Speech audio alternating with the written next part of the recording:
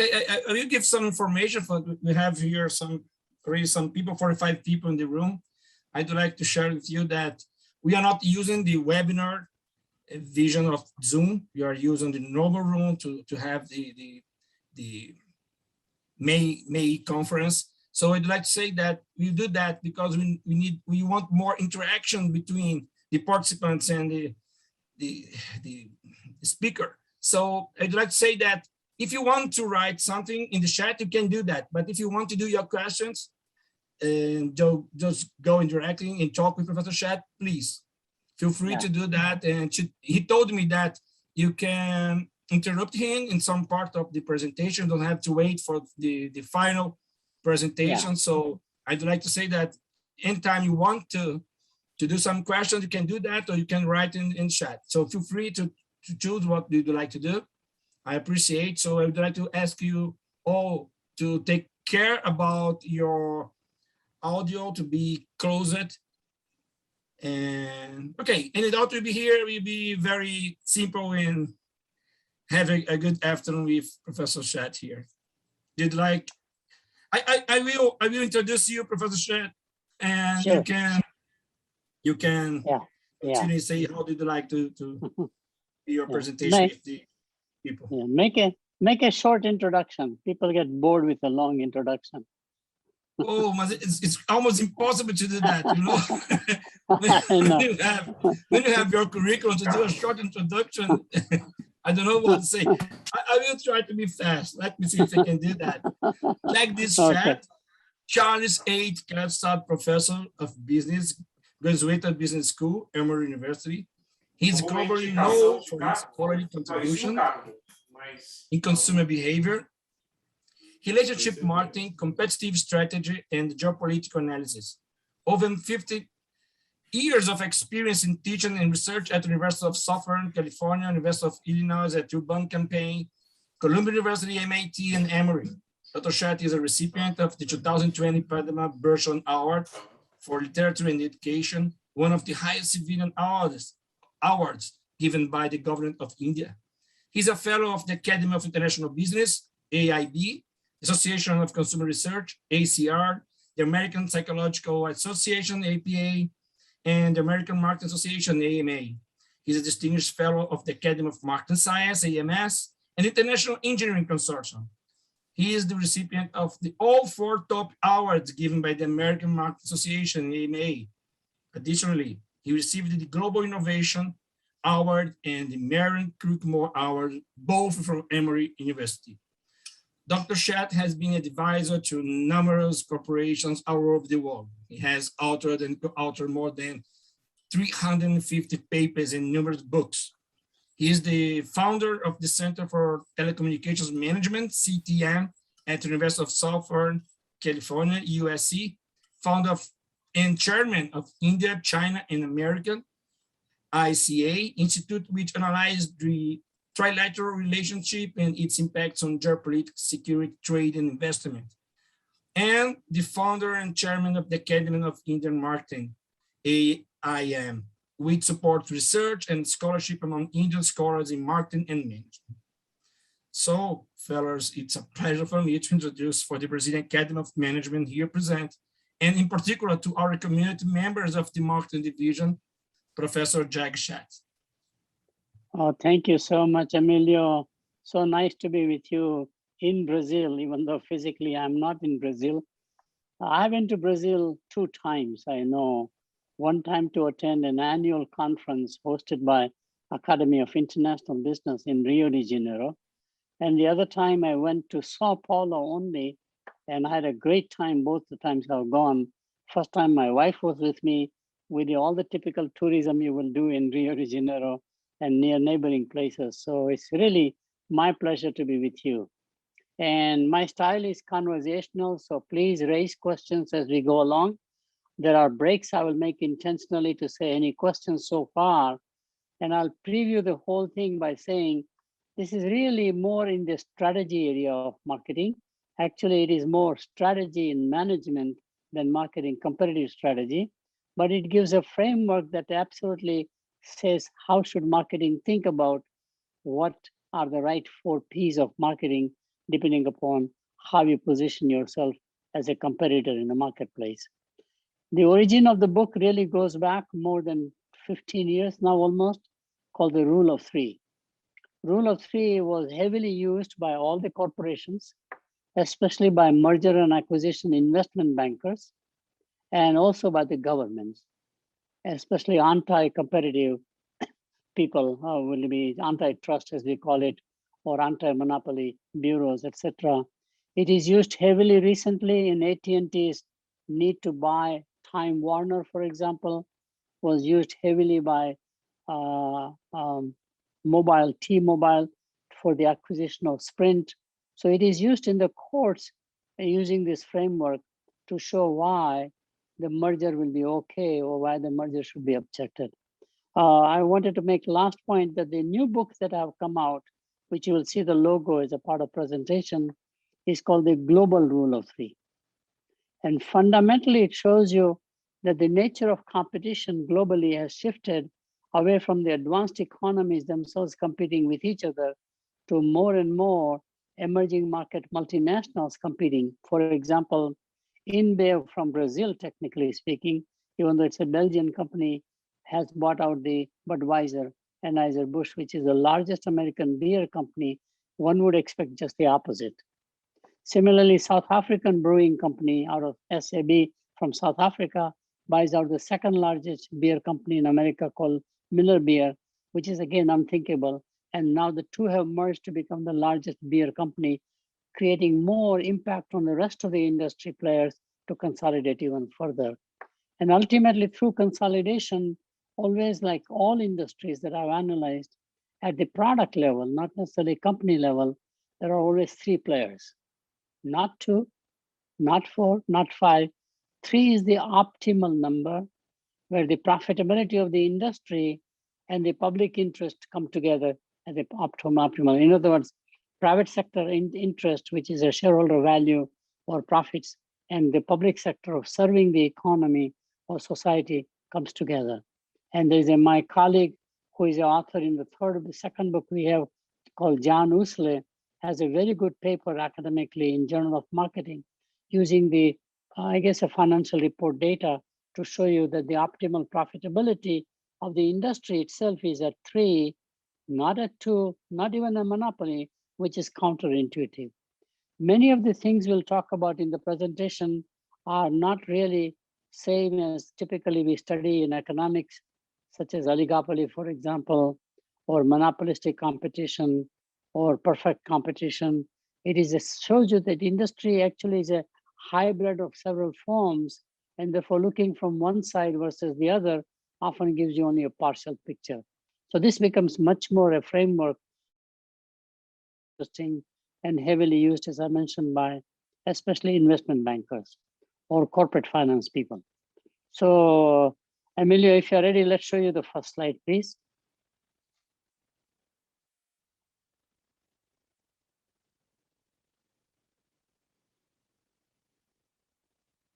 Oh, first slide, the opening slide with the title, one before this. Yes. So this is the title called the Global Rule of Three, Positioning for Global Competition. You will see the book cover, which was released, I think, last December and has done quite well. I've got great endorsements from some of the best known people in our discipline, as well as outside the discipline, such as chairman of Unilever, for example, Paul Polman. It has been given a very good endorsement by, of course, Philip Kotler, for example. But it is well received, very heavily researched. Most of the research work was done by John Usle, who is my colleague, okay? Rai Sisodia and I wrote the first book, The Rule of Three, just as a background. Now I'm at Emory University, as Emilio mentioned. So let's show the next slide, please.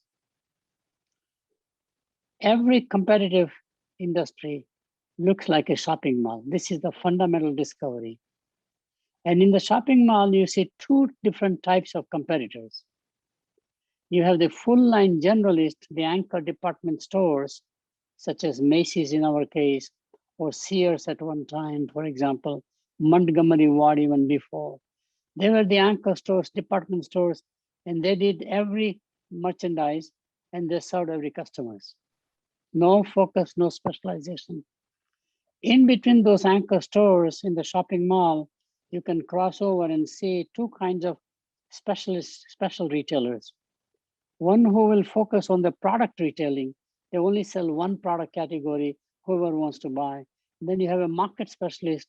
They sell to a segment in the market, such as a teenager or women only, or pregnant women, expecting women, for example, which is interesting.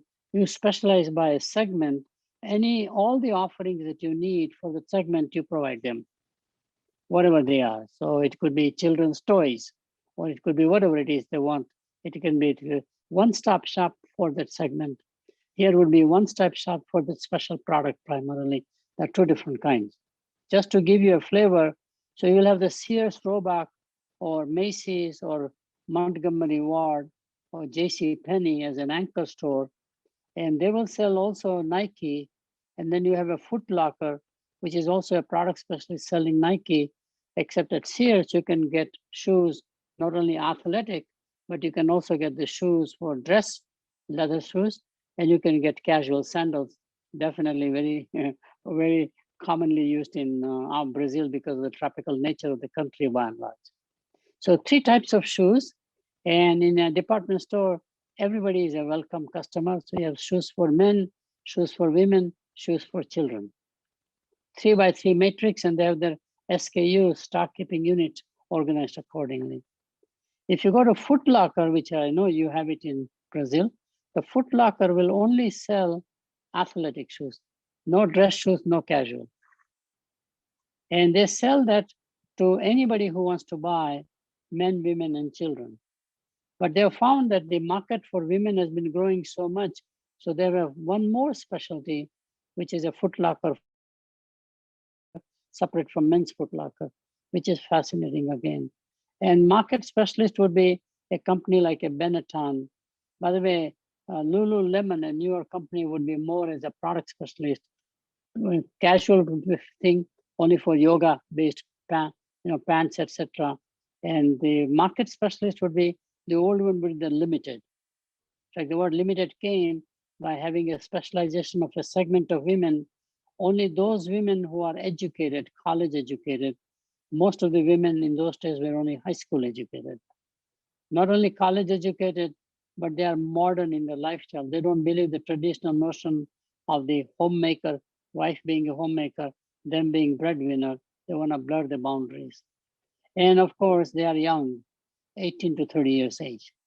So if you're older than 30, that's not appropriate, the clothing they carry or they sell. And by the way, all of the sales clerks are exactly the same profile.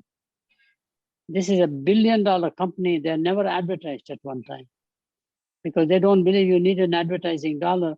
Word of mouth carries and a loyalty carries. So you cannot tell the sales clerk at the store from the customer. They put a name tag. In fact, many women who look just like the customer actually worked there at Limited at one time, only part-time quite a few times, only to get access to the merchandise at 50% off. And the company would encourage you to buy the merchandise so long as you're wearing while you are in the store as a sales clerk. A phenomenal success of that company. Took a segment away from a generalist Sears Roebuck in the clothing business or JCPenney in the clothing business. Those are the differences. Now, if you analyze from an economic perspective, the full line generalists look like more oligopoly. And the specialty look like more monopolistic competition. In other words, through product differentiation or service differentiation, they tend to add value and command monopoly rents, as it is called. All very small in size relative to the shopping center revenues, but they do phenomenally well. The full line generalists are volume driven. How fast can I change the merchandise and how much more I can sell per square foot? The specialty stores are margin driven. They are very selective. They want to preserve their gross margin or net margin, which is a key difference. So every industry is part oligopoly and part monopolistic competition, which came as a major surprise to me because I thought monopolistic competition was for certain industries like pharmaceutical and for typical retailing kind of a thing would be oligopoly, for example. But till I did the a lot of research on the retail shopping centers, it came to very obvious that both coexist together. In fact, one would even say that in the long run, the full line generalists take market away from the specialist, and then eventually specialists take the market away from the generalist. So on a secular basis, the two don't coexist, but to compete with each other. But in the short run, they're in a complementary relationship. So we could go to the next slide, please. This is the interesting financial analysis. So if you plot on market share, which we do in marketing, we have lots of empirical research done on market share and profitability. PIMS database in the old days. You see on the right side, this is a curve for the full line generalist. The left side is a separate curve for the specialist. Every market has both curves. On the right side, the slope is very gradual, which means you need enormous jump in market share to show any financial performance. And the best way to create enormous jump in market share is not through advertising or the dealer or distributor or a retailer promotions, coupons, etc., or a price reduction even, but it is to consolidate the industry by buying out a competitor, so long as the government will allow you. Maximum market share should be 40% only. Beyond that one, if you capture more market share, actually your profitability goes down. And the minimum market share as a full line generalist has to be 10%. Every industry we have analyzed, 150 different product categories, the same results, which is therefore a law-like generalization. And when there's a competition between number one player, somewhere in the middle between 40 and number two player, when there's a competition between number one and number two, especially when the industry is not growing, for example, or economic recession is taking place, number three goes in the ditch. The casualty is not number one against number two or two against one, number three company collapses. And I will show you some data. Similarly, on the other side are all niche players. And the best position is to start as a super specialist, 1% market share, but the slope of the curve is very sharp, but it's negative. More market share you gain, less the profitability or less the financial return. So if I plot on market share as my x-axis and market cap on my y-axis, it's even more dramatic. And elasticities are very different, which is a very key finding. So let's go to the next page, please. So if you look at the industry life cycle, not a company life cycle or a product life cycle, in some cases, the industry may be the product itself, like beverage, soft drinks, Coca-Cola, Pepsi, etc. And again, rule of three prevails everywhere. In the beginning, you have lots of small players. You can see right now in streaming services. You saw that in the search engines before. You see that quite a lot in cloud computing. These are newer industries, same thing. Lots of small competitors. Lack of technical standards. The industry has multiple standards. High growth rate. They're growing very well, but they don't have the productivity because they're highly decentralized. Each one is a mom and pop, essentially. Low entry and exit barriers. People can jump in easily into that industry or get out of the industry without too much capital loss. High degree of specialization. Each one specializes by geography. So I'm competing in this market, you are competing in another market, or I'm specializing by product category. And you have basically by the way, excess capacity, which is very important because each company plans out as if they will be the winners and therefore how much assets they should do. And ultimately each company, like 1,000 companies, you have a huge excess capacity. And when that happens, that's what we think will happen in the streaming services, which I'm analyzing right now. There'll be too many content providers starting their own streaming services. And you still have one big player waiting in the wing, which is called YouTube, which has a massive video data, and they can change the paradigm completely. So we are watching about impact of YouTube on this current streaming services such as Netflix or I guess Disney is doing very well. 3-4 companies are racing ahead. Consolidation will take place. Now, if you come to the maturity side of the industry, which is where we are focusing, you will see a few large players, oligopoly. Standardized technology. Processes are standard. Behind the scene technologies are standard. Everybody's on cloud, on a smartphone, etc. Slow growth. It's not growing as fast at all. High entry exit barriers because the total is much greater than ever before. High degree of standardization as opposed to specialization. And there is a rationalized capacity. Industry through consolidation, like banks do quite often, close down many branches because they're overlapping, you consolidate. And the focus goes from local focus to a global focus, the typical pattern. Let's go to the next slide, please. So when markets get organized by competition, it results in 3 full-line generalists and lots of product and market specialists. We don't know how many specialists by industry or by timeline, we have no idea. We try to figure out, is there a magical number like the rule of 3? We cannot find any. The 3 full-line generalists serve between 70 to 90% of the market. And number 1 company usually has about 40% market share. Number 2 company has 20% market share. And number 3 company has a typically 10%, 40, 20, 10. And by the way, you can have a rule of 1 in a super specialty where there's nobody else, like a Ferrari as a super special car, that's it. There may be no competition whatsoever. Then rule of 1 becomes rule of 2. In that specialty market, there are 2 players and ultimately emerges into rule of 3. The next slide, please. The product market specialists serve the balance of the market, each with a small market share between 1 and 5% roughly. And again, above 5%, they're not likely to survive. On the left side of the curve, the slope is so large that as you expand after doing, let's say, IPO, the initial public offering, as Volvo is going to do this week, for example, many digital economy companies are doing right now IPO. In that case, you can get the growth capital, but if you grow too fast, you go in the ditch. And so 5% company as a niche player is more vulnerable than 1% company. If the 3 full-line generalists do not concentrate 70% of the market, there is room for a 4th full-line generalist. In some industries, I have found 4 players, and the reason is that industry has not consolidated enough.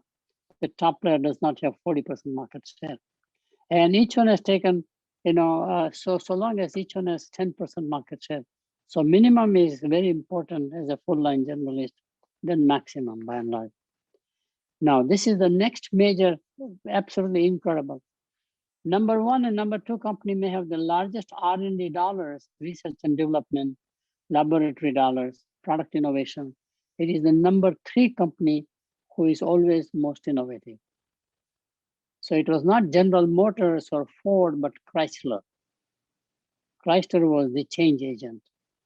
They came out with a minivan concept. They began to have a Jeep as a product, totally radically changing the industry nature pretty much. And now, of course, it will be Tesla.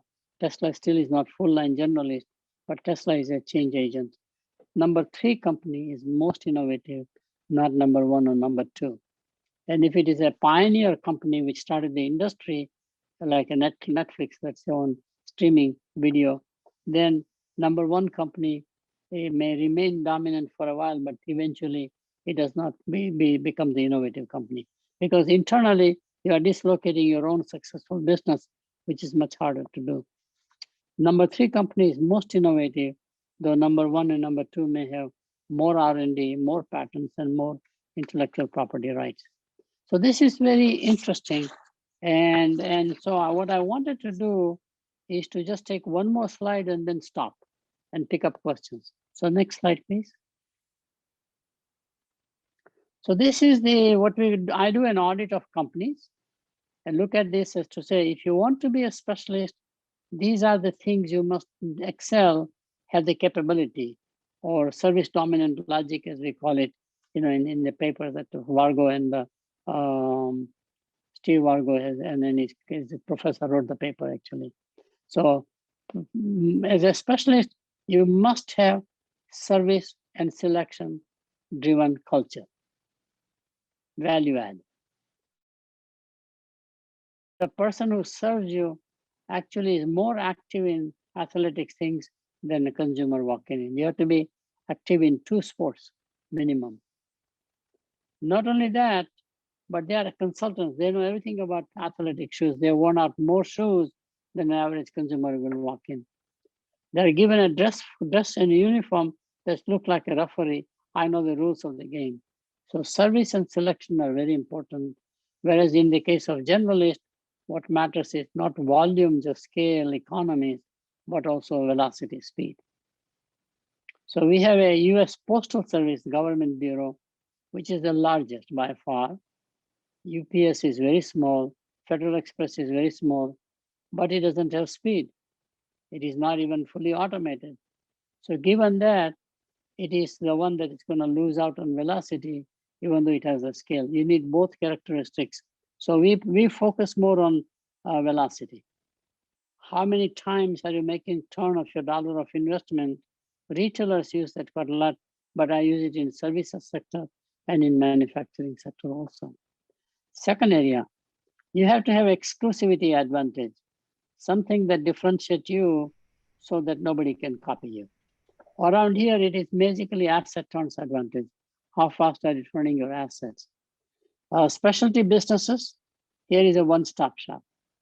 And you are basically offering full line generalist versus specialty product categories.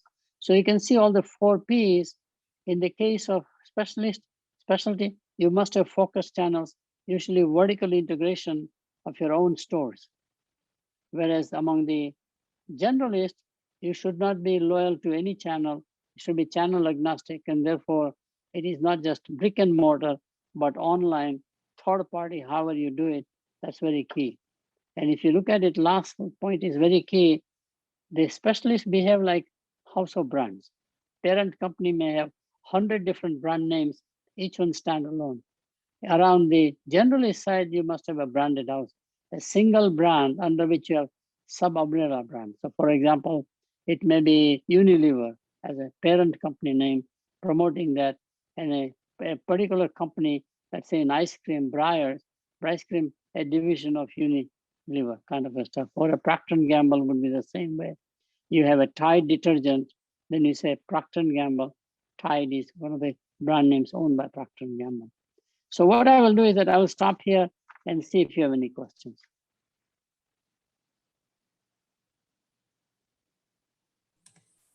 Okay. And if anybody would like to make some questions for this part about what Professor Sheth said, please feel free to talk, or you can write in the chat and can say to him. Don't be shy. I'd like to ask you, Professor Sheth, I can start. Yes. Maybe people are a little shy. When you are talking about the specialist and the other group more generalist, you can talk about a kind of segmentation. If maybe the level of the innovation about the product would be important to be more specialized. But the problem about that is as higher is the segmentation I have or more specialized I am, the problem is that maybe my target reduce. So I have to take care about the level of specialization I have, or the innovation related to the target and the environment I'm involved with, right? Absolutely true. And the question would be, if you are a specialist, then can you have separate companies, each one specializing in different things as your diversification strategy? So I can specialize in search engines, which is one business. I can specialize in cloud computing, another business. I can specialize in streaming, a third business, for example. I'm still in the same technology area, but I have 3 separate divisions, each one standalone profit and loss. That's very important. You have to have P&L responsibility at that specialist level. This slide that I showed you, where there are 2 curves, you will see as the specialists become to grow more and more, they go in the ditch. So the only way out is a serial entrepreneur, typically one who has knack of creating more and more success, will take the business, start a business, grow the business up to 5%, sell it to a generalist with a premium, as it is happening in pharma industry right now, especially with the new vaccine things. There are many, many players who are growing the vaccine business with an intent to sell the business to a big company, let's say Eli Lilly, or those who have not been participating in because they don't have the expertise. And then they start another business. Or company like Porsche in automobile will grow the Porsche 911, which is the old platform, a small affordable car, but they found that's closer to the ditch. They actually should invent more premium. So you go from a premium brand to a super premium. So today, Porsche offers cars at $500,000. There is no upper limit at the super luxury market nowadays, it looks like, because we have more than 1 million millionaires, we have few thousand billionaires, and money is not an object. Actually, super luxury is growing across all industries. So the strategy is not to grow your specialty, but your specialty grow up to a point. If you want to keep it, then you milk it and put it into another niche someplace, either through acquisition or internally somehow, that's how you should do it. But innovation actually is both places. Even the big three companies are very innovative, except they don't commercialize as well. And number three, as I said, must be most innovative. So it was not Coca-Cola or Pepsi, number one, number two, but it was RC Cola was the company that transformed business. They are the first ones to come out with a diet drink, by the way, called I think it's called Diet Right, pretty much. And Coca-Cola would never imitate. Because to them, Coca-Cola was Coca-Cola, see? They are the first ones to come out with a Coca-Cola or a cola in a can. Parent company Coca-Cola was always bottle-oriented. Millions of dollars of assets in the bottles and in the equipment and the machinery. So they have a hard time to duplicate the little guy. That's where the number three company usually innovates. Okay.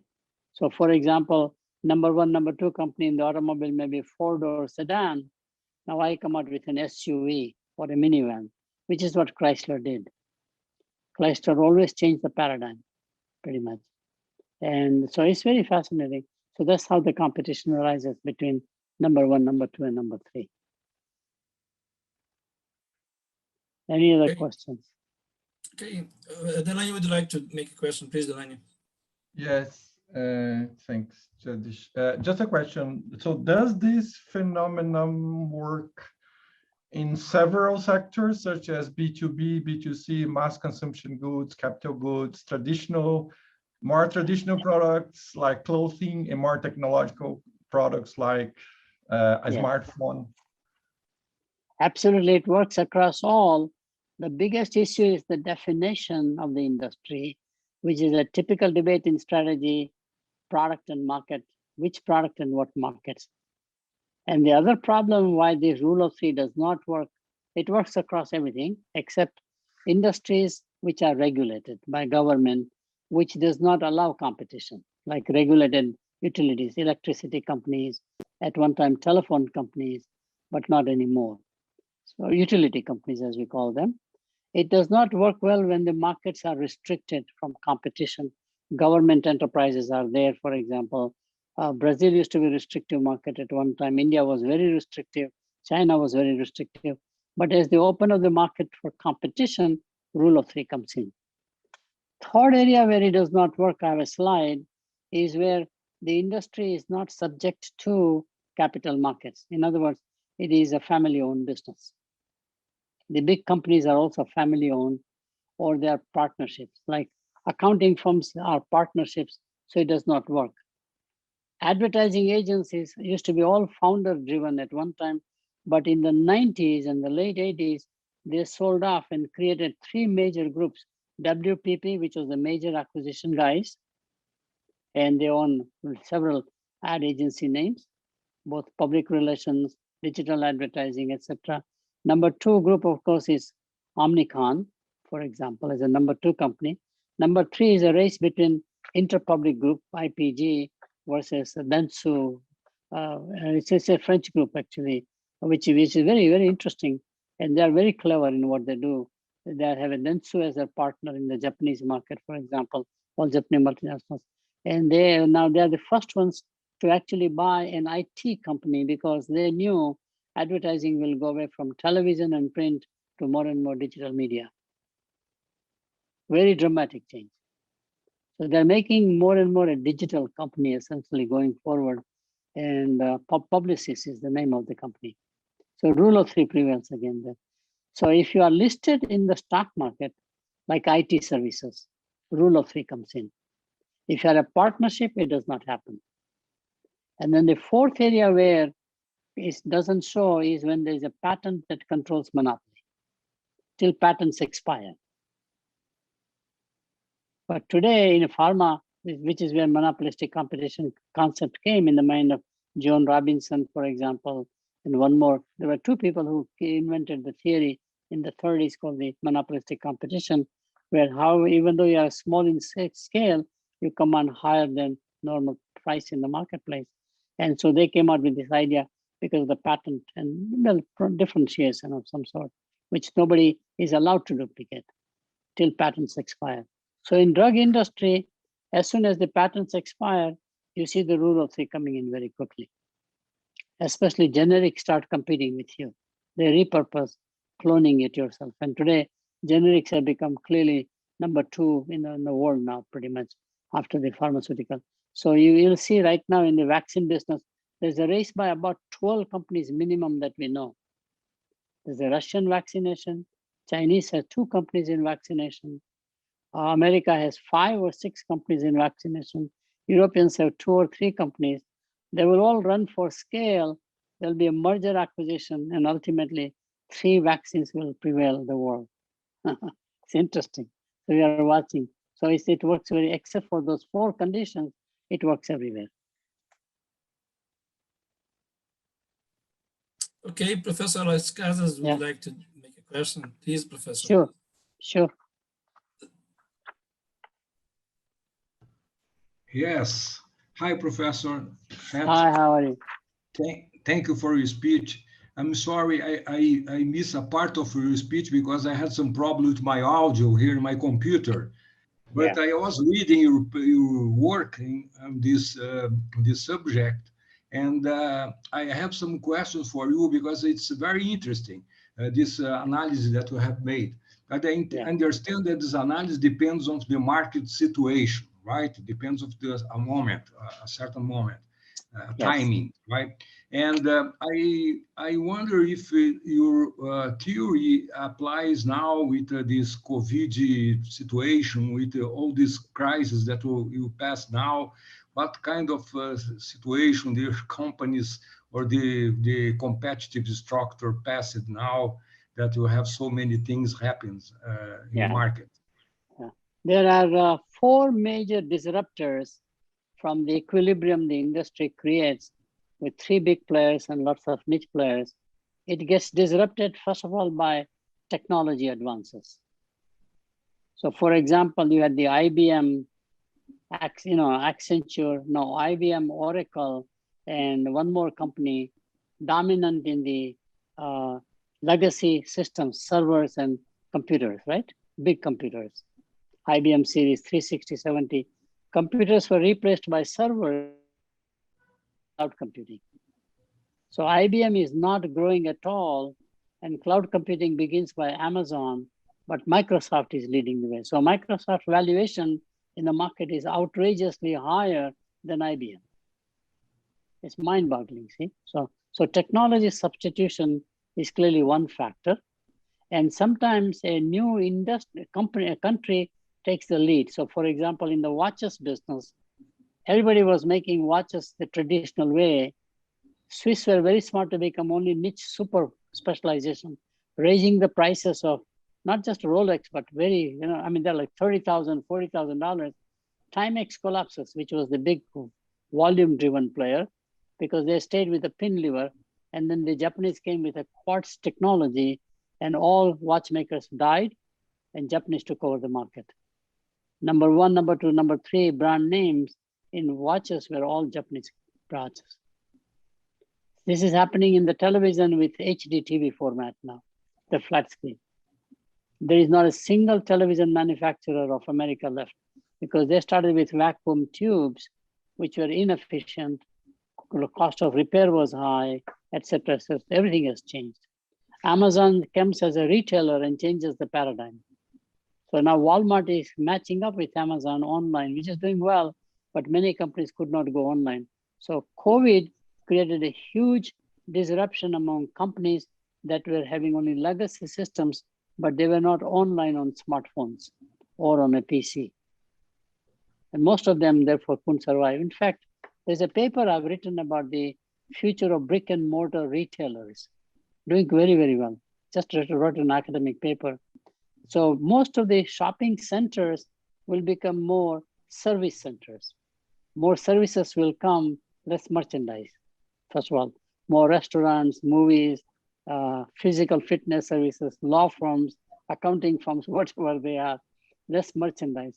And merchandise people have to go from selling to actually serving the customers as a pickup point, drop-off point, which Amazon is doing in physical area. And more interestingly, they have to do more value-add services. They make money on financing, for example. They will make money on delivery, for example. Like airlines do, airlines are brilliant about unbundling the price. Baggage handling, you have to pay separate for the baggage. You have to pay for one specific seat, separate price for that one, etc., etc. Unbundling is very possible. So those are the one. Technology is a major disruptor. Regulation is another major disruptor. Governments change laws. And they change the opening of the market or closing the market, which is a key debate going on between China and America right now. So regulation is the second one. Third one that I study quite a lot is demographics. As America is aging in age, we are having 10,000 retirees every day for 2 decades. No baby boomers. So as the aging population, there are new needs altogether, like I have to more worry about my health preservation and my wealth preservation. So healthcare industry has been growing faster than the GDP, and wealth preservation is growing faster. Ordinary people now want to have trust and a will and a financial advisor. So the retail financial advising is growing while the wealthy people finance, of course, continues. So I can give you examples. And the last one is rise of emerging markets. That's a paradigm shifter again. Because emerging market multinationals are competing with you, which I'll show you some data eventually.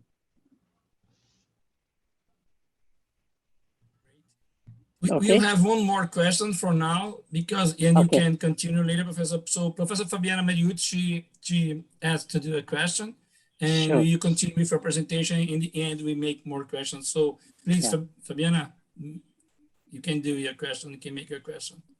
Yes, thank you very much, Professor. I'm sorry I have no camera. I don't know what's happening today in my computer, but anyway, in your latest book, Professor, the Global Rule of Three, Competing with Conscious Strategy, it said that competitive markets evolve in a predictable fashion across industries and geographies.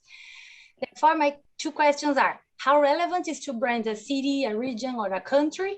And any insights for further studies on branding locations for Brazil, considering your knowledge? Yes, I mean, Brazil has a great potential, almost the same way as China has a great potential, and then they realized that potential. They were able to have the policy along with the industry, with more state enterprises. They've done a phenomenal job of transforming the economy from communism-based or socialism to capitalism, without any change in the politics of the nation. India is transforming very, very well right now. And my view is that if India can do it, Brazil has all the opportunities to do it. Brazil is more advanced, surprisingly, in infrastructure, in trade, because of the European heritage on the one hand, and a very strong trade relationship between Brazil and America at one time. I think when Lula government came, that didn't happen. I was involved in a project, this is a side comment, on having the integration of all North and South America. It's called FTAA, Free Trade of All Americas. Reagan was very low, very admired. NAFTA worked very well from American viewpoint. And he wanted to make sure that the whole Western Hemisphere is trade bloc, pretty much. And so, but then we got all the countries, about 34 nations were involved. Atlanta was going to be the headquarters for that. And it turned out ultimately when Brazilian politics changed, President Lula had already decided he would like to align away from America, either with the European Union or with China, which is what happened. And therefore the FTA never happened ultimately in terms of a trade bloc. ASEAN is happening very well right now. Asia is organizing very, very well. European Union. So Brazil has all the potential. I personally believe that it's a nation. So what's likely to happen in Brazil, as we see as an outsiders, is that private equity will rule Brazil more than the stock market. So you see companies like 3G, along with Berkshire Hathaway, Warren Buffett, buying out Heinz. Heinz is a major multinational corporation. Heinz Ketchup, of course, is dominant all over the world, but it is owned by Brazilian private equity. So we think private equity will come more and more into the Brazilian theater. And Brazil, of course, is a great attraction for several Latin American countries. You have the Mercosur kind of an arrangement, but it goes beyond that one. So I think Brazil has all the resource advantages, not only natural resources, but the human capital resources, because neighboring countries, educated people would rather come and live in Brazil because they see a better livelihood. It's like South Africa in Africa, you know, similar situation in many ways. So I think it has a potential. Thank you very much for your reply. Okay, so let me go to the next part of the presentation, if it's okay. Yes. So now comes the strategy part. Let me just share. Okay. So we go to the slide that says strategies of different competitors. One after this, I think. After this. Yes. So if you're a #1 company at 40% market share, what should you do? So there's an offensive strategy and a defensive strategy. The offensive strategy or defensive strategy says to protect your market, do fast follower. Don't take pride in innovation, just copy whoever is competing, just copy. And you can see all of the software companies today are copying pretty much. So there are each one of them. I'll go to the next slide and show you what are the strategies, which is what we do a lot of work with companies. So go to the next slide, please. So if you're a full line generalist, fast follower, Microsoft is famous for this copying. I mean, Zoom is copied by everybody, you know that. Microsoft Teams is a copy of Zoom. It goes on. Google copies everything. Fast follow. Amazon does the same thing, and so does Facebook. These companies don't innovate after innovation, but they copy or imitate by and large, and especially from niche companies, either you buy them out and kill them necessary, but fast follow is a very important recommendation, which does not work in a company that is R&D driven, because engineers and the scientists don't like to imitate. They like to create themselves. So you have internal disputes. I've been advisor to Bell Labs, for example, General Motors Tech Center, for example, Pillsbury Kitchen people. Most of these people take pride in creating their own rather than copy somebody else's. And that's a very key thing. But the best fast followers are many of the large American companies. Or the opposite strategy would be to grow the pie, grow the market. So Coca-Cola decides to say, in America, the per capita consumption is going to be less and less over time as we age. Therefore, they decided to go after the China market. And especially McDonald's is the biggest account. And you tag along McDonald's in China or wherever they go in emerging markets. And today, China market is growing or is pretty large for McDonald's as well as for Coca-Cola. Huawei Technologies, which is in the news, same thing. They are growing the market in Africa, the wireless technologies. I think Brazil at one time had a Huawei technology, infrastructure in place. So they are going after emerging markets to grow the market essentially. And many of the CPG companies like Unilever, their chairman announced publicly that by the year 2020, this was about 10 years ago, 80% of the revenue will come from emerging markets, not advanced countries. Now they are off because of the COVID of 2 years, but they're on track pretty much. So they are allocating more resources to emerging markets as a way of growing the business totally. And ultimately, the best way to grow is to convert non-users to users. People who never consumes, which is the strategy that Uber has done a brilliant job. Ride sharing is so made easy. People who will not take a taxi even, they will drive maybe, but now they want to take Uber. So I take Uber so regularly now that I think Uber is addictive. It's very easy, very convenient. I don't have to drive my car and park and have a parking problems. And then also it's just door to door, they drop me off and they are on time. They give me my bill right if I have to get a reimbursement from my university. So Uber is like that, converting in fact, and social media is the same way. I'm a non-user of word of mouth communication. With social media, I do begin to talk and participate. So that's is our number one company, the two strategies, defensive, offensive.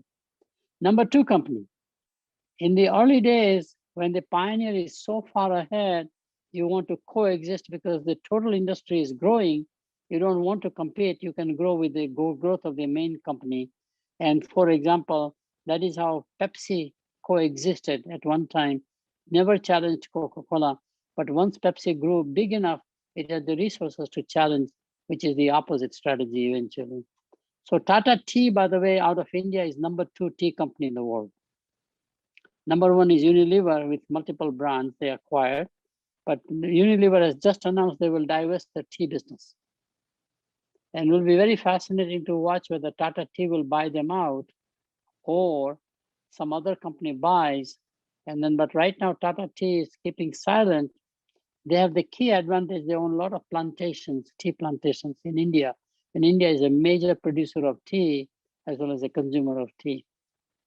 Generics and drugs clearly coexist with the ethical drug manufacturers, as we call them, proprietary. And then eventually you will challenge them when you become big, which is just about now it's happening for generics and drugs. Lyft coexists with Uber. Wherever Uber puts its in a city, just go there and just imitate pretty much. So you coexist with them, but eventually you will challenge. Challenger is a more aggressive strategy, offensive, and Pepsi is doing that right now. So Pepsi challenge has become very successful. Lowe's against Home Depot.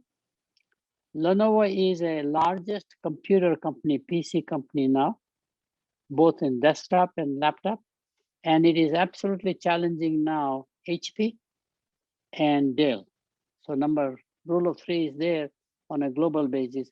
And of course, taking advantage of Acer and local manufacturers, which are not doing as well.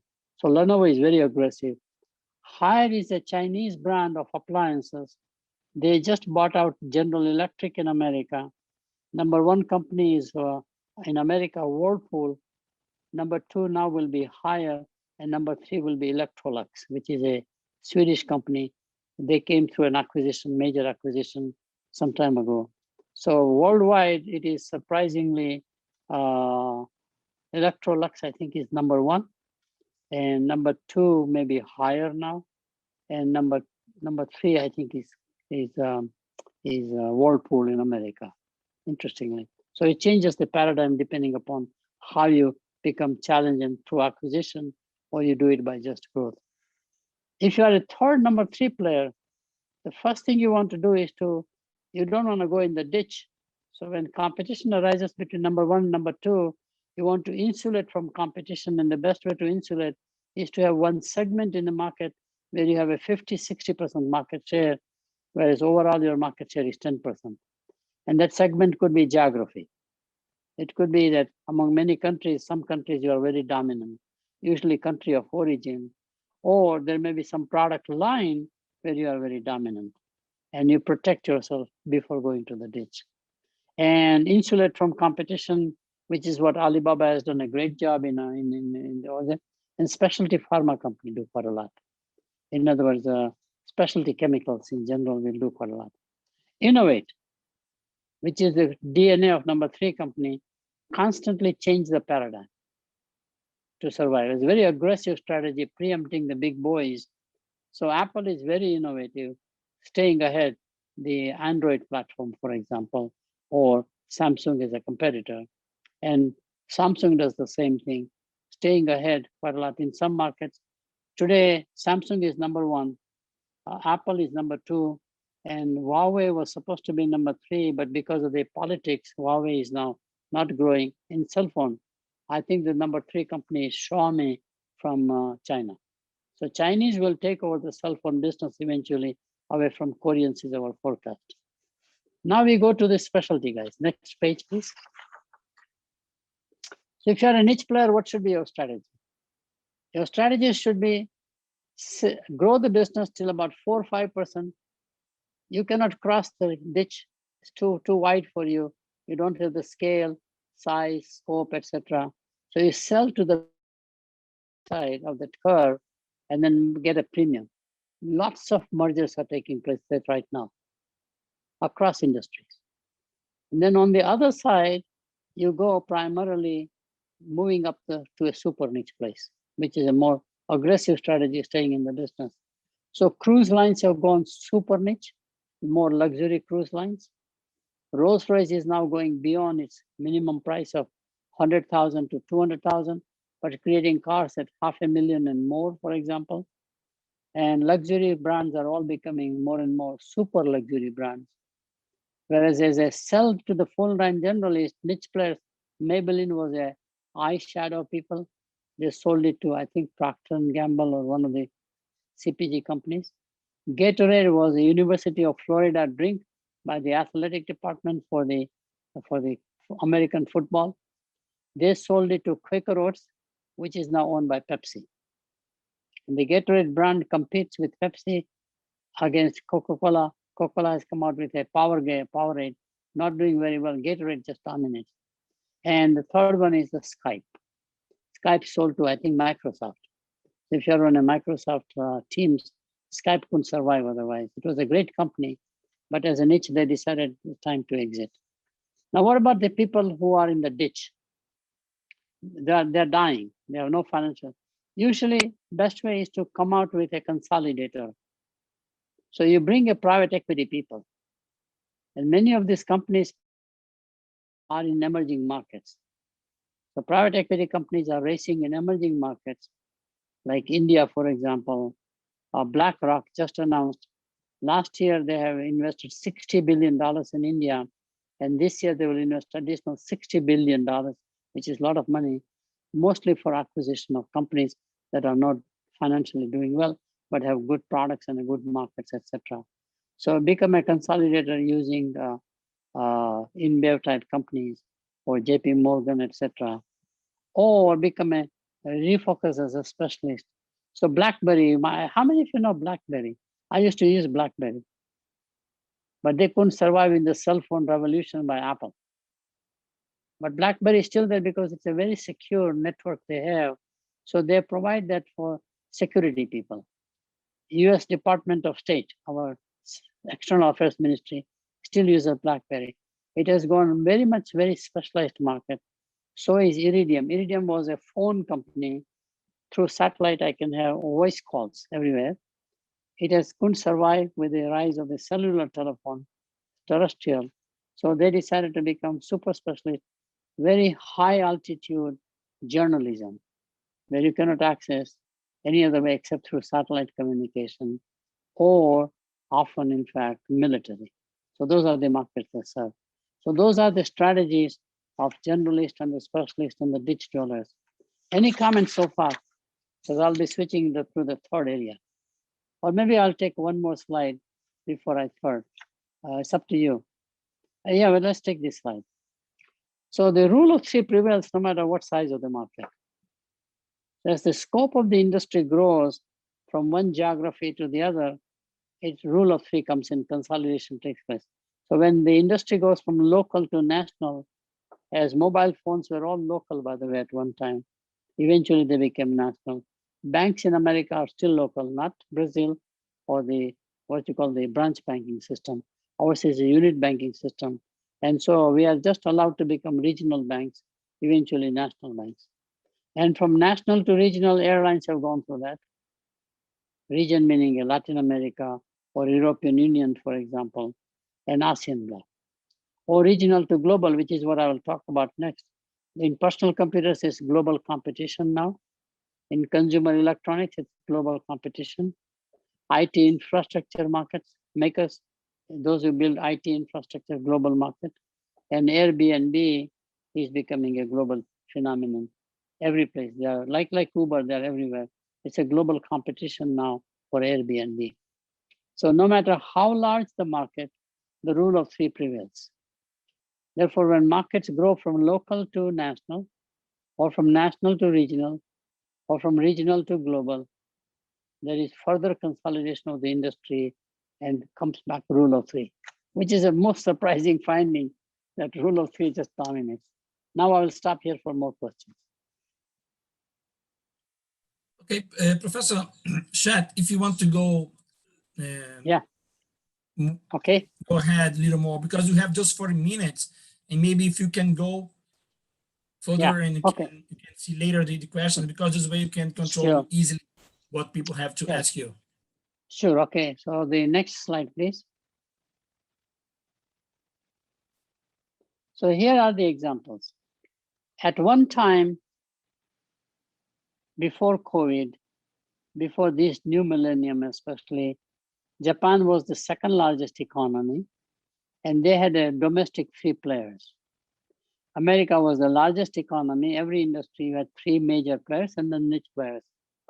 Europe, before the European Union, had three players, sometimes four, because UK had standalone economy for many years, not continentally integrated. They had their own players. When the industry consolidates, either because there's a common standard or liberalization of the industry by like open skies in airlines, for example, it consolidates no matter how big the industry. Largest companies are victim to merger acquisition. And now we have three global players. So let's take the next slide, please. So in the passenger tire business, we had Goodrich, Firestone, and BF Goodrich. Japan had only one company at that time, Bridgestone, in the 80s. Now there are two more. America and Europe had three companies. There's a fourth one, actually. There's a Michelin, Pirelli, Dunlop, and a regional. Dunlop was a British company primarily, but Germans have a company called Continental, premium market like BMW, Mercedes-Benz. They had an OEM relationship.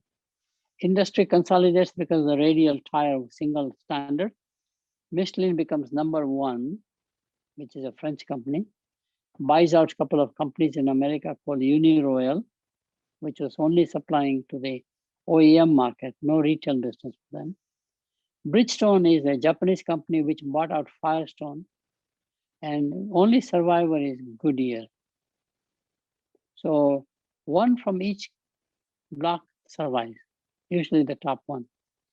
Number three company usually collapses when a foreign company enters the market. So you have seen the rule of three. And now there's a competition between Michelin and Bridgestone. So we don't know whether Goodyear, which is a great company, will survive. Goodyear has to think about do something else other than making tires. You saw the same thing in automobile. We had rule of three, GM, Ford, and Chrysler. Now we allowed the implants to be built rather than export from Japan. So Toyota put its plant in America. Honda did the same thing. Nissan did the same thing. So transplants, as they're called, are having a higher market share than the American car makers. Nissan, Toyota, Honda dominated Japan. Europeans have many, many car makers. Renault, Peugeot, and I think they are merging. Daimler, Benz, BMW, Volkswagen, Fiat. They are just some of the names. There are many more.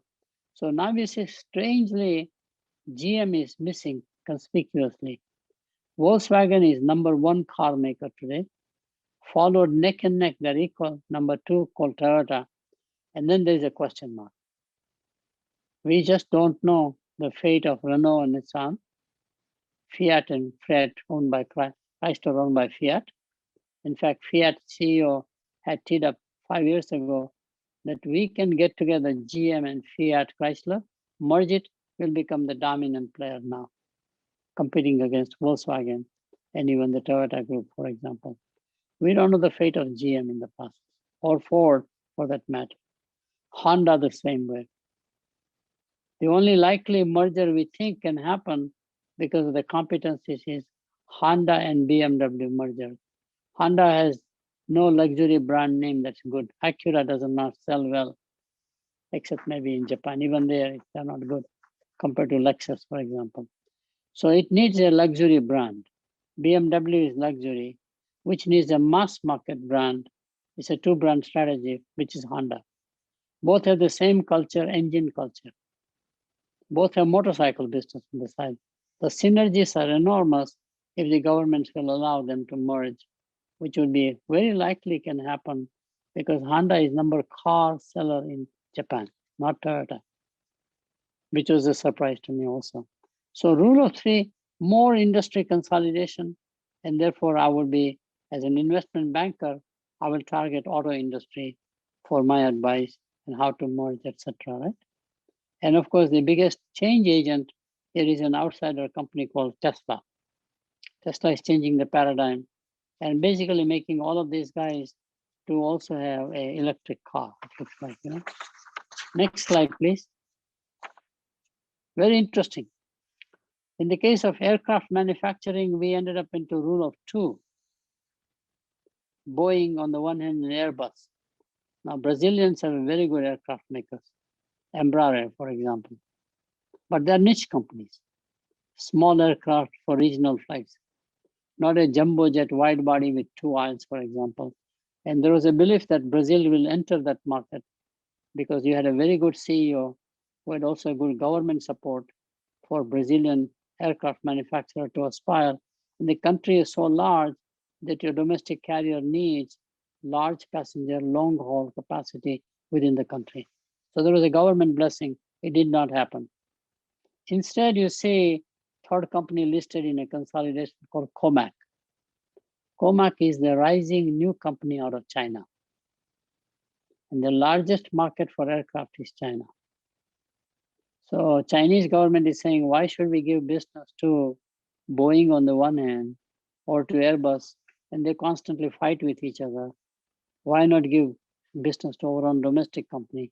So Comac is likely to be very much a challenger in many ways. They will come eventually if they're allowed by the government to sell their aircraft to the American market and the European market. In many industries, governments own the enterprise, state enterprise, and therefore they don't allow mergers, such as airlines. So we have three, what they do is that they form alliances, groups. So you see again at the strategic alliance level, airline alliances, United Airlines with Star Group is number one now. American has its own alliance with different companies, which is now, for example, you can see Star Alliance number one, One World is number two, which is American Airlines, British Airways, and Qantas, I think, on the Asian side. Sky Team is the Delta architecture, Delta, then Air France, and I think they have a partner in Asia, Korean Airlines, for example. And more alliances. It's very dynamic moving because some of the largest successful carriers are coming from the Gulf countries, such as Emirates, for example, Qatar Airways, for example, and Abu Dhabi has its own airline. And so they are gunning for the new markets, international markets, and therefore one can change the series in the paradigm pretty much. So that's, and then I already take the next slide that shows you pretty much that here are the areas where rule of three does not prevail. Owner-managed businesses, patent industries, regulated monopolies, and regulated or protected markets, right? So I will stop here. I will skip some of the slides, by the way, and then come to the last slide.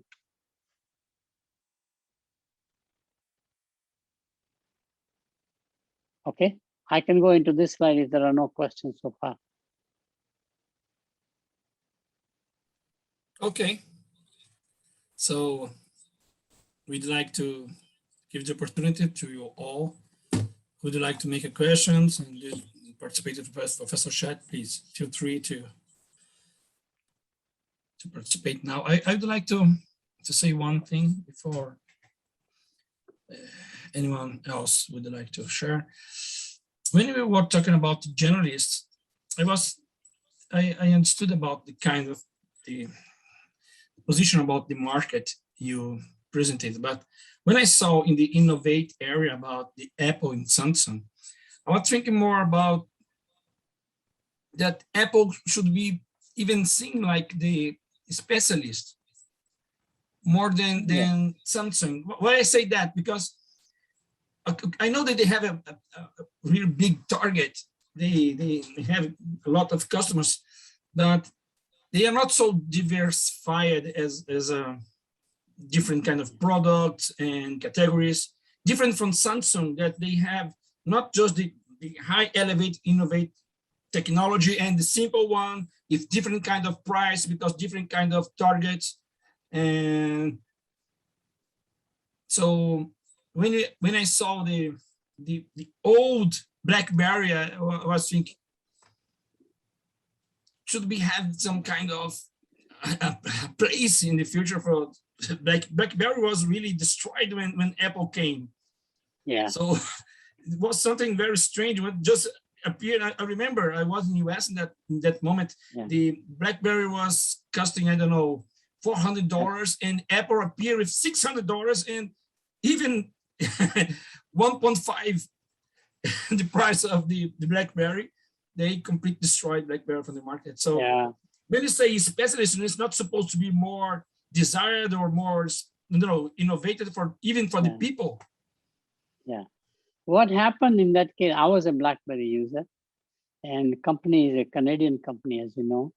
Our resonance manufacturing, RMS or something initials were there, and brilliant scientists and engineers, but they made it very complicated for security. If you wanted to use your BlackBerry to go through two-step, like a two-step authorization now, that was very prevalent. And the back office network was very secure. There's no hacking possibility as much, which is very good, but it was very difficult to use. Their handset was with typing,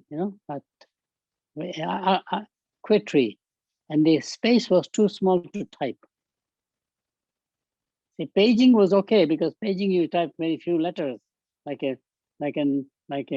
Twitter type, as opposed to big messages. But when you do quite a lot of messaging, it's very hard to do on BlackBerry. The product was too small for the hand use of 2 fingers or whatever it is. And when Apple came, touch technology, first of all, they went with the mass market, not the industrial market or the business market. And then Apple went for the consumer market, but the biggest change was touch technology. It made totally intuitive. In fact, they don't send you even, you just learn by intuition. It's easy. And that was the reason why it did very well. Okay. Biggest competition between Samsung and Apple is at the platform level, like the Android platform versus iOS platform. That's the key one. And now Microsoft would like to have its own platform, not the product level. And very interestingly, Apple is finding that it is very hard to compete with Android platform worldwide. Not just Samsung, it's just one company. There are hundreds of companies that offer the smart sets on Android platform. Apple refuses to allow that licensing to others, but Apple is going to grow more on services. So Apple services are doing exceptionally well. Like iTunes, for example. They're reselling the content or music in this case. So we see Apple growth coming mostly from services going forward, including Apple TV, which they are allowing you free for a year. And once you get used to it, so they're getting into streaming services, etc. But that's where the competition is not the same. I probably should not have used those examples because there are many more to make my point. But I wanted to point out about the race at the platform level, okay? Basically, technically, therefore, the race is between Apple and Google. Okay. Google owns Android, okay? Yeah. Okay, let's go to the next slide and then we finish the presentation in time. And that is that how does industry evolve? We have lots of theories of the companies, theory of the firm, as it is called in economics. But we don't have theory of the industry. Who is a historian, Chandler is his name. Chandler is at Harvard, and Chandler, I think he died now. But Chandler is the one who really came out with a theory of the industry evolution. So I have done my research at a more macro level, at the industry level, not at the company level. And industry always is between two areas, growth versus efficiency. The economies of the world are the same two dimensions, growth versus efficiency.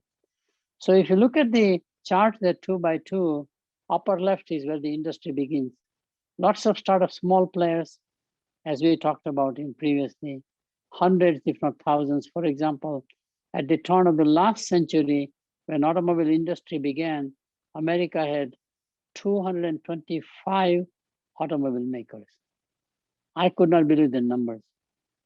Agricultural equipment, which consolidated 125 equipment makers. Mom and pop, pretty much. So they don't have the scale efficiency.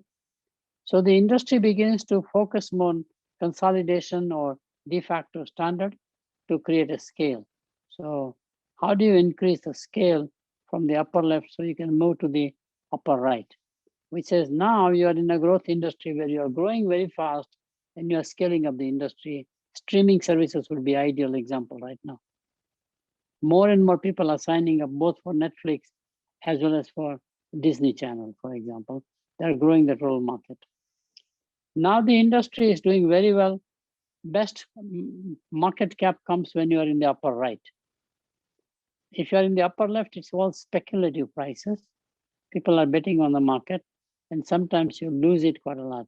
It's very risky, high risk, high return kind of thing. Around here, most of the pension plans will always invest companies who are in the upper right box, which is industry growth is high and also efficiency is very high, which results into cost reduction or profitability. So Microsoft is in that category. Doing exceptionally well, for example, and still growing quite a lot. Industry then takes a bend and becomes now more mature. So it has now the characteristics of a mature industry, huge cash flow, but it's not growing. So how do you use that cash flow to diversify becomes obvious. But how do you revitalize your industry is a very key concept there, and restart again. And if you cannot do that, the industry begins to die. So film-based photography has gone through this cycle now. You still have film-based activities, but in a very special niche markets apparently. So Kodak still is a company available, but in a B2B Kodak film industry used for printing purposes. Large scale posters, etc. The calibration of 35mm filmmaking is so good compared to the, let's say, megapixel, that kind of a thing we have in typical digital cameras. So that cycle is the one. So first thing would be, how do you gain efficiency? So next slide, please.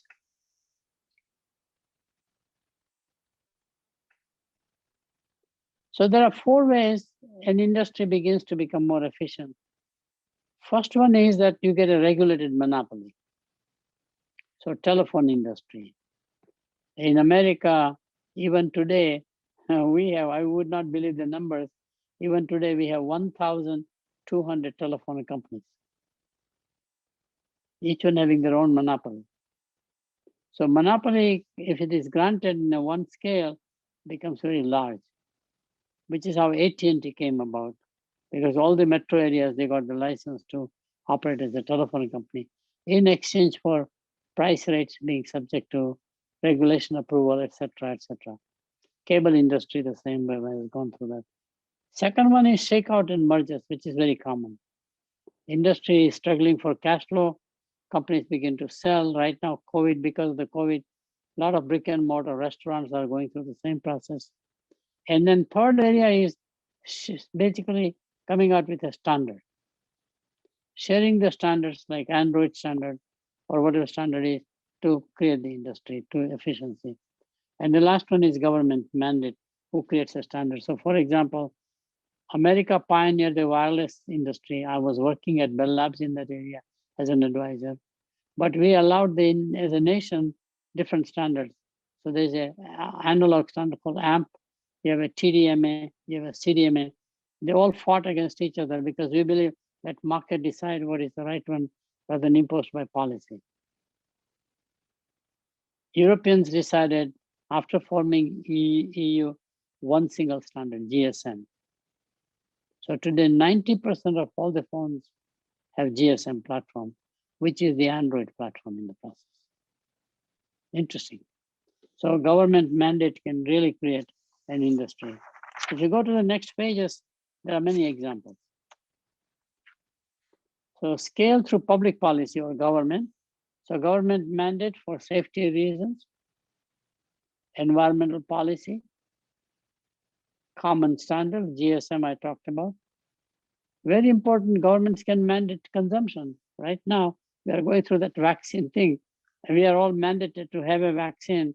I cannot teach at the university or enter the building without vaccinated. Now, I just got a notice from my university, vaccination is no problem, that's fine, but you have to also have a flu shot. You cannot come to the university by October 15 or something without a flu shot.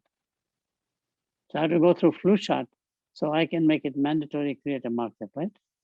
And legalized consumption. The biggest change we have had is in drugs, illicit drugs, especially cocaine and marijuana. We have now allowed many states to open up open market pretty much. And that changes the paradigm between illegal versus legal, for example, which governments can do.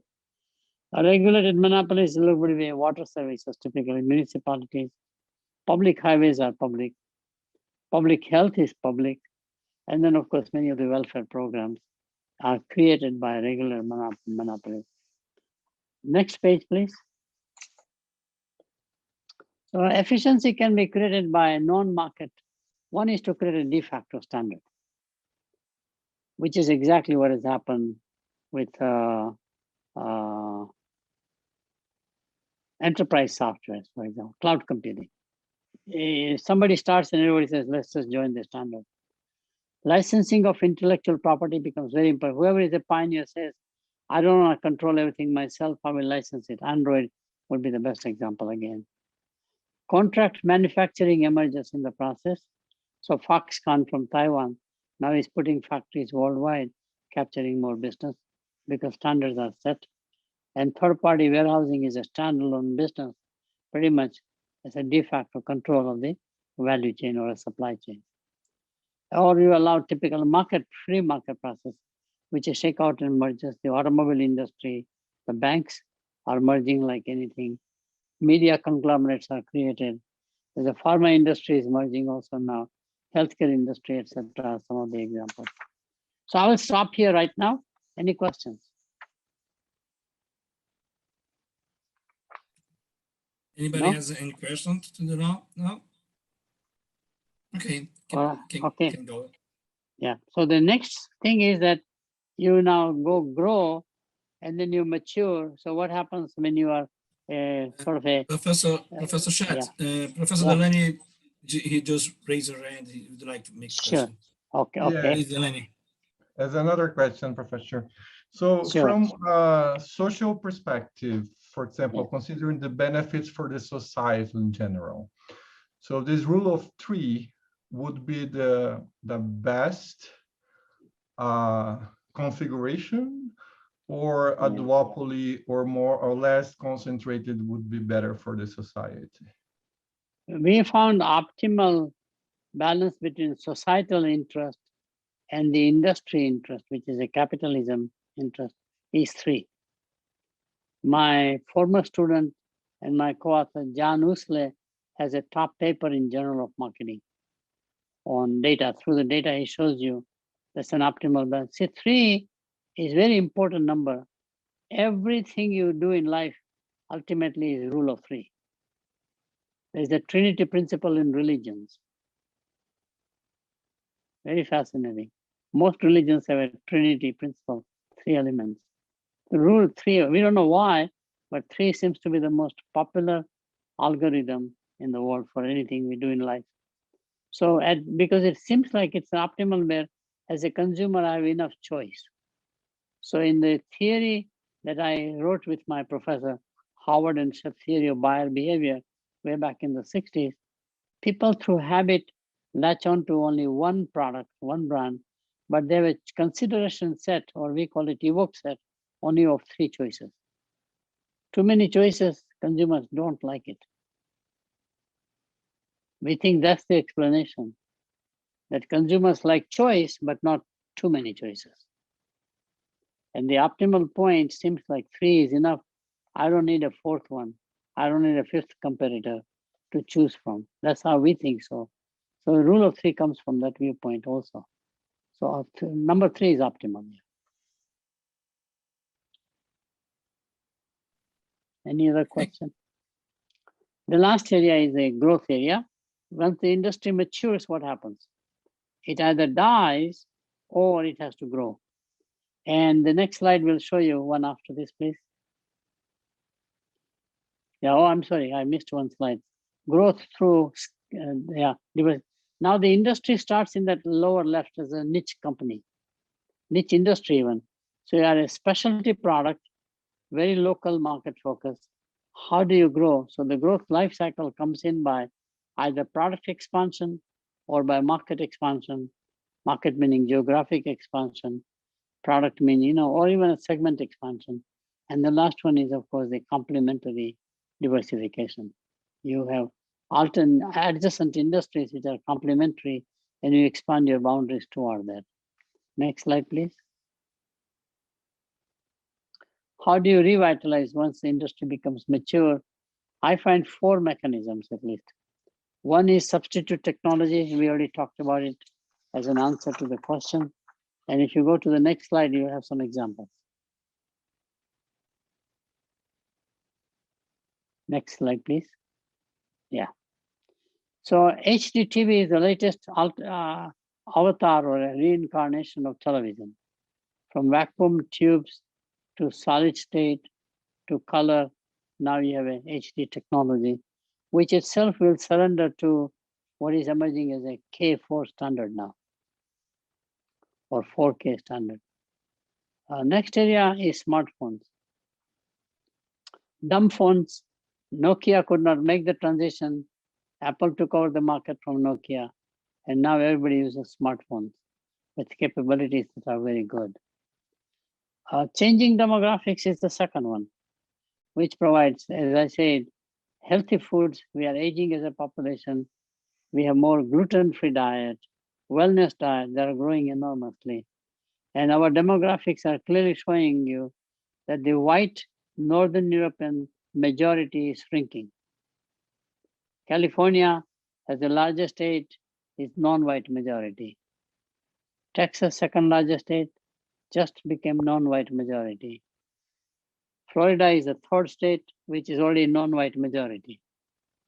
It's growing very well, but minorities combined together are larger percentage than the white majority. So now you see, therefore, Northern European condiments is ketchup, whereas Mediterranean countries or their settlement into Latin America or anywhere in the world is all salsa. So salsa has become the dominant condiment, as we call it, right? And Uber and Airbnb are the other examples because of the lack of time, hassle to drive, traffic problems. People are aging, so they're taking more and more ride services. Right? Changing policy and regulation. This is the best area. If you wanted to revitalize the industry, get the government to bless it differently. So WTO came in for free trade. That opened up huge number of markets for traditional industries. I like mandatory consumption. Government simply says you have to do it. So creates a market from non-users to users. Many of the healthcare reforms are transforming the industry right now. We are a very big medical hospital. A lot of trials take place here. And sustainability is becoming a major opportunity in terms of creating new businesses. or revitalize an existing business in some fashion. And the last category is the rise of emerging markets. China and India is called Chindia by me. Africa, I have a whole video about the rise of Africa in the second half of this century. It's fascinating to have a scenario.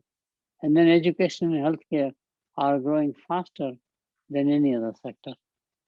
And unbranded to branded products and services come into existence in emerging markets. 65% of all consumption in emerging markets is unbranded products. Whereas the population wants to be new middle class, and therefore they're switching over to branded products that you have to buy in the marketplace. So I stop here. I think this is the last page. And if you have any questions, otherwise I can say goodbye. Hi, Professor. Thank you very much for your speech.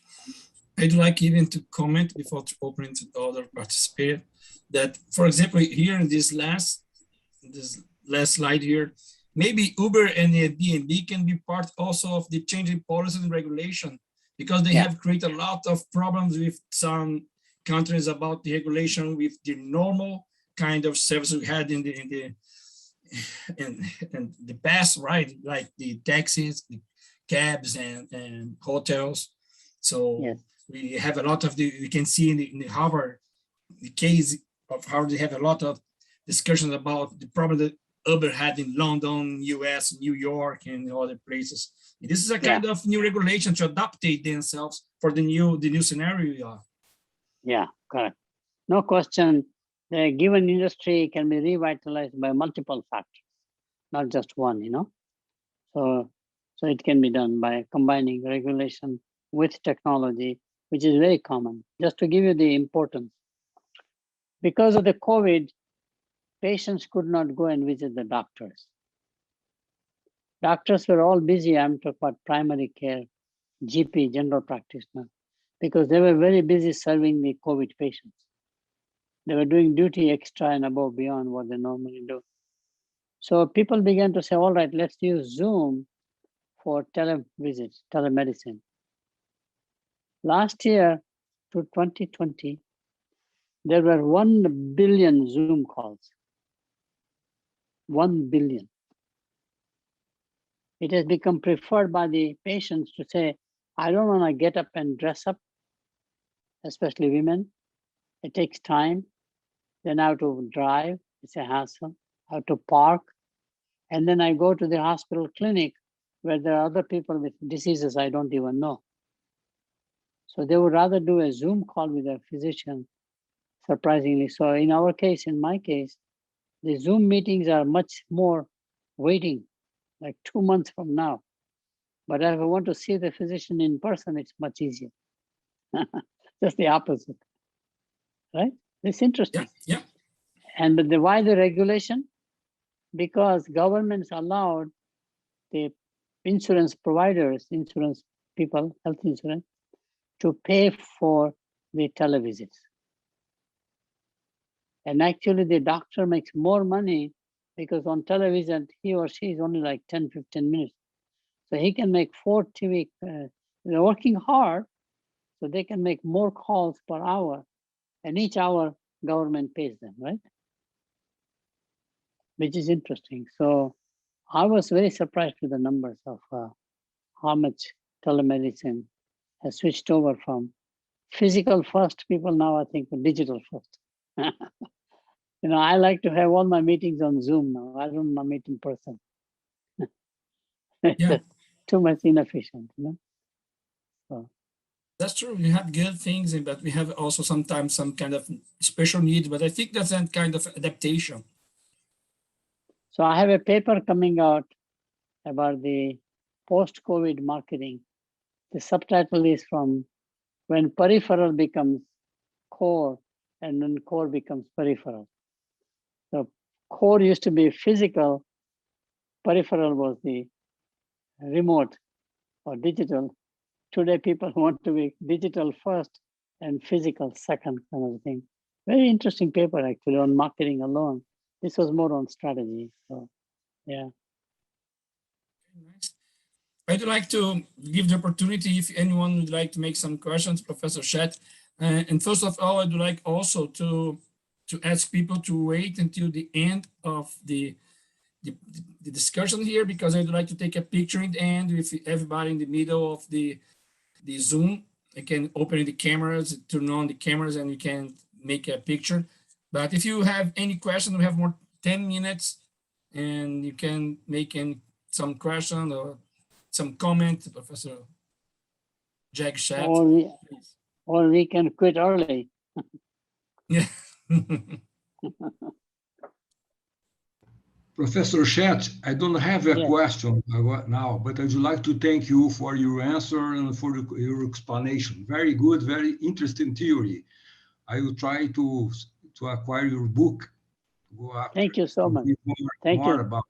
And it's a pleasure to have you here, because I recommend your book for consumer behavior so many times, and now you are here, can contact directly.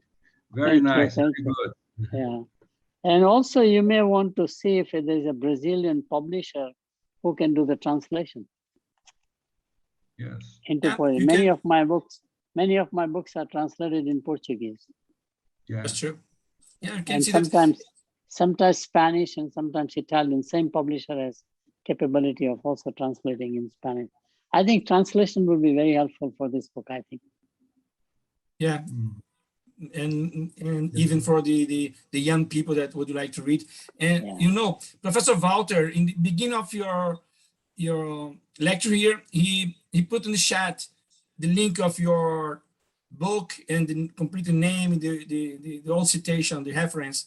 So the people already have in the chat. The first thing I think was put in the chat was by Walter. And I have here, Fernando, would you like to make a question? Please, Fernando.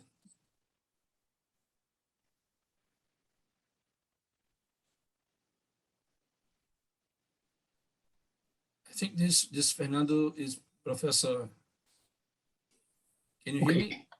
Thank you. Yeah. Okay. Hi, Dr. Sheth.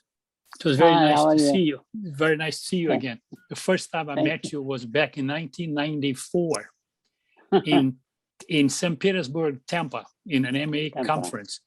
And we were talking about relationship marketing, and there was a panel that you were participating in. And I remember yourself and also Dave Wilson from Penn State. That was a long time ago. But it was very nice to see you again. But I'd like to make one question, though. I remember by reading your book, I've been using this in my consulting for a lot. In the Brazilian market, it works very well, the rule of three. I remember one point you mentioned is that about the regional specialist or the regional number one, though. How can you deal with the regional market? See, like, for instance, a state or a city or a region in the country, for instance, though. Yeah. Can you apply the rule of three perfectly, or you have some problems doing it, though? In general, in the services industry, you can have a regional or even a local, like a city dominance market. So, for example, in many of the hospital groups, generally we find in the US, hospital groups will be rule of three at the Atlanta city metro area. Rule of three comes about. Usually there are three types of hospitals even. One that is a government hospital, one that is a faith-based, a Christian-based hospital like St. Mary, St. Joseph, and one that's a private hospital. It always happens like that. It looks like city by city. Second area where it happens is among universities. Universities are very one campus based, unlike Brazil has quite a few which are multi-campus, but generally you are one campus. So you'll have a cluster of 3 universities in a city. Now they usually don't compete as much as coexist, but there's a rule of three prevails there also. It looks like majority of the students go to one of those 3 universities. It seems like, you know. Then you have universities that are complementary, like junior colleges, or universities that are strictly technical, for example, etc., etc. But full service universities, all the disciplines ends up into 3. So that's another place I have found. Sometimes in the legal services, I have found the same thing. Legal lawyers are basically city by city. In America, our legal service is private practice. And sometimes our same lawyers will become judges. So as a judge, they know about the defendant lawyer and the prosecuting lawyer. Even if it's the public prosecutor, they have some relationship in the back. So what happens is that there's a mutual understanding among the judge, the defendant, and the plaintiff, as we call it, because the lawyers have a similar experience background, and many judges, after they step down, become private lawyers. Very common. So so again, that is basically cartelization by the city. Again, law firm, Yeah. again, law Yeah. firms are now consolidating, but that's what it is right here. Yeah. Okay, good. Thank you. Nice to meet you again. Okay, sure. Well, that was a long time ago, but anyway, that's the way it is. That's My right, beard exactly. got a bit white though, but anyway, it was okay. Goodbye now. Thank you. Okay, Eleni, can you put everybody inside now the video? And I would like to thank you, Professor Sheth. I'd like to say you were very kind to accept participate here. I know how many people ask you to participate in different kind of conference. I'd like to publicly thanks also Professor Dennis Shah from Georgia State University, who introduced me to you and make this possible. So I really appreciate. I hope in the future when things change, I don't know if it will be normal again, but a new normal we have in the future, you can see you again in Brazil, maybe, and or we'll see you in US. Well, I hope to have you again. Thank you very much for your participation, for your speech, your words. And if anybody else would like to say something, if not, I will put here the gallery. So if everybody can turn on your cameras, I appreciate, so you can take some pictures to prove that we had this moment together. Yeah. And thank you all for the participation. I appreciate for 85 people we had in the room. Okay. Thank you. It's okay. Thank you so much, Professor. Thank you. Bye-bye. Bye-bye. See you all in the conference. Bye, guys. Bye. Bye-bye, everyone. Yeah, you can clap. That's okay. Bye. Bye.